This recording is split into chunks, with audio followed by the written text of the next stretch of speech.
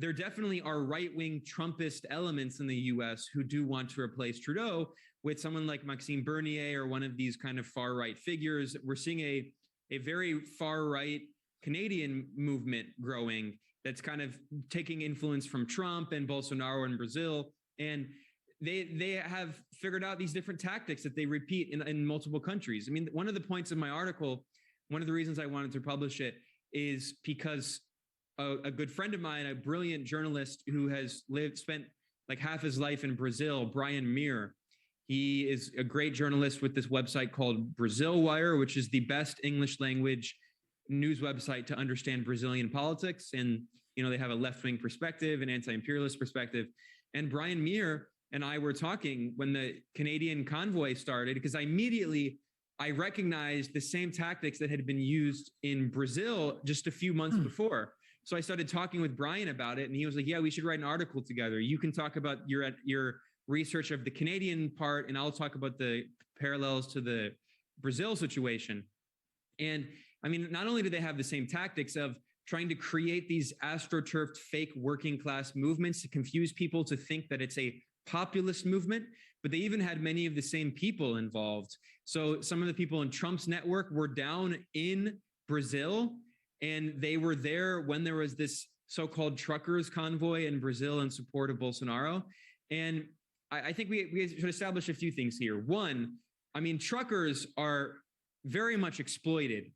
Being a trucker is a very difficult job, and it's a very important job for the global economy. But we should recognize that the so-called trucker convoy in Canada was not led by truckers. It was not organized by truckers. And all of the major truckers unions and truckers organizations publicly came out against it, including Teamsters, which represents many truckers in Canada and also the United States. The main truckers union, Teamsters in Canada, came out forcefully against the convoy. They published multiple statements criticizing it, saying that it was being used by the far right forces in Canada, saying that it had elements of racist and extremists, and also stressing that it was not led by truckers. And that, by the way, 90% of truckers in Canada are vaccinated. 90%, which is a higher rate than Canadians overall, which are something like 76%. Yeah. So no, this is, and of course I wasn't suggesting that the CIA was behind, but it seems so similar to the Tea Party. One other quick point. I mean, the Tea Party, I think, was an example, at least in recent memory, one of the first examples of right-wing forces with billionaire funding trying to portray themselves as populist, as a grassroots movement, right? And we all know now that the Koch brothers were funding that from day one. And this is a very similar operation.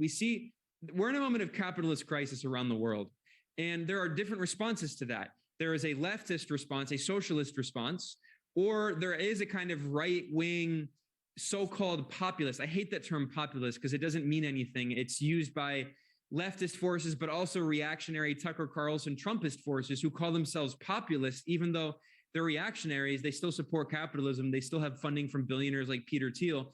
The difference is they represent a different faction of the capitalist class, and they have been trying to portray themselves as supporters of workers, in scare quotes, and populists against the so-called elites. And they try to portray the elites as all liberals and progressives and that faction of the capitalist class, ignoring that they're funded by different factions. So this is really just a classic diversionary tactic where they try to portray the so-called trucker convoy as a so-called working class movement, which decidedly is not.